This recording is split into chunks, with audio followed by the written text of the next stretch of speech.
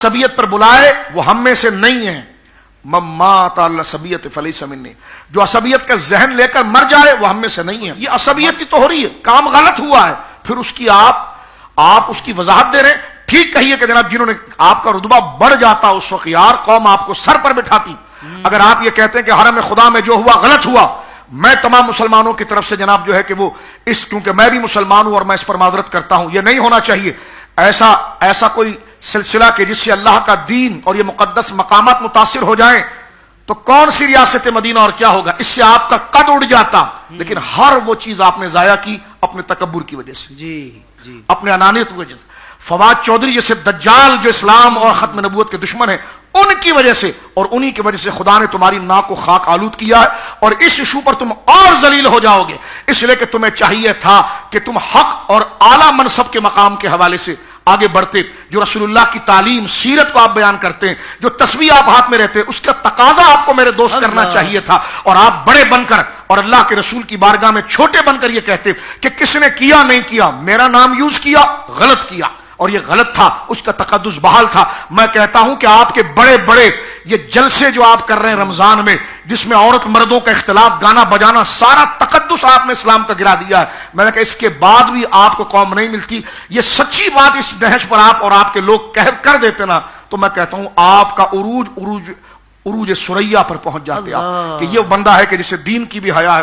اب اس میں آپ ہزار تعویلیں کر لیں، ہزار معاملات کر لیں، اللہ رسول گواہ ہے کہ ہمارا دل بغض سے پاک ہے.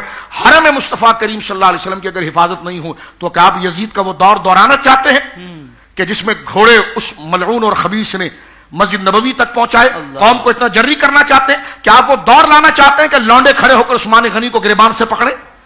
ہم کسی ایک یا دوسرے کی مذمت کے لیے نہیں، ہم ڈر رہے ہیں اس چیز کے لیے. ایک تو بے توقری ہے، دوسرا یہ کہ وہ دور دوبارہ نہ آئے. آج کا نوجوان ایسی دین سے دور ہے، اس کے نزدیک معیار مسجد قرآن نہیں اپنا سیاسی لیڈر ہوتا ہے. تو آج پھر وہ تم دور لاؤ گے، اللہ اکبر، کہ حرم خدا، مسجد الحرام اور مسجد نبوی شریف اکھاڑے کا مرکز بنے گی اور وہاں پر عزت داروں کو گریبانوں سے پکڑا جائے گا، جیسا حضرت عثمان غنی کے ساتھ ہوا، مولا علی کے ساتھ ہوا. اس کی مذمت آپ اگر اس تنظیم میں تو آپ بھی کرو میرے بھائی، اس لیے کہ اس برے فعل میں ہاتھ نہ ڈالو.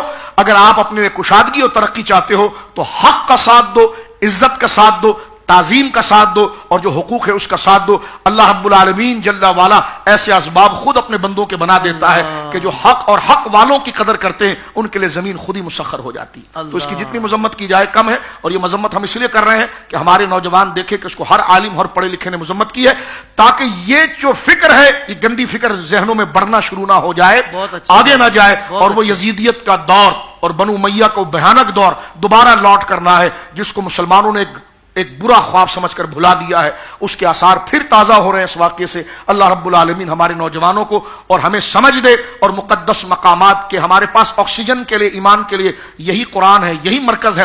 اگر اسی کی بے توقیری کر لی گئی تو پھر کیا دین رہے گا؟ تو لہٰذا اس پر غور کریں، یہ تبرہ نہیں، اس پر غور کریں، اور رمضان کا مہینہ اس پر توبہ کریں.